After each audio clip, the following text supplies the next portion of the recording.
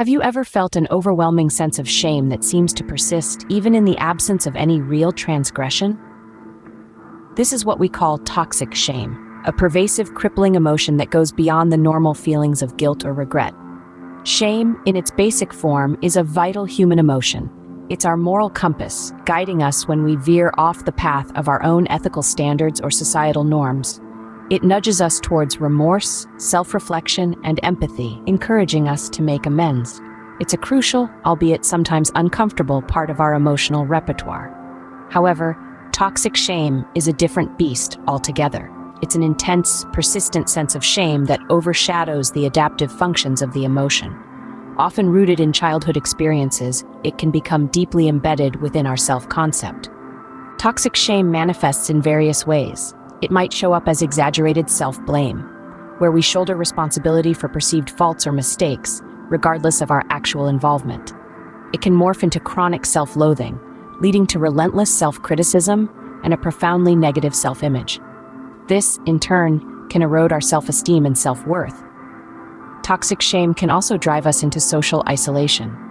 Consumed by feelings of unworthiness, we might convince ourselves that we're undeserving of connection and belonging. Moreover, it can fuel perfectionism as we strive to validate our worth through achievements, a pursuit that is both exhausting and ultimately unfulfilling. The roots of toxic shame often trace back to our formative years. It might stem from experiences of physical, emotional, or sexual abuse, or neglect. An authoritarian upbringing, marked by overly strict or critical parents, can inadvertently breed toxic shame. Moreover, recurring instances of humiliation, bullying, or social exclusion can contribute to its development. However, it's crucial to remember that recovery from toxic shame is within reach. It often calls for therapeutic interventions and a willingness to heal. Seeking support from a qualified mental health professional, such as a therapist or counselor, can be incredibly beneficial. Therapeutic models like cognitive behavioral therapy and dialectical behavior therapy can effectively tackle toxic shame.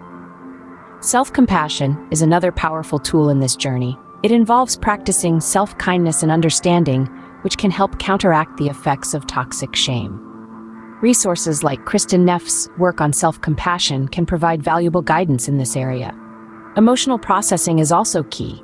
By allowing ourselves to express and process underlying emotions like anger, sadness, or grief, we can start to disentangle ourselves from the grip of toxic shame.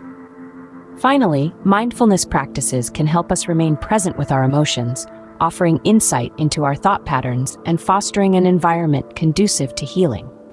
In essence, shame is a multifaceted emotion. It can be adaptive, serving as a moral compass, or it can become toxic, leading to exaggerated self-blame and self-loathing.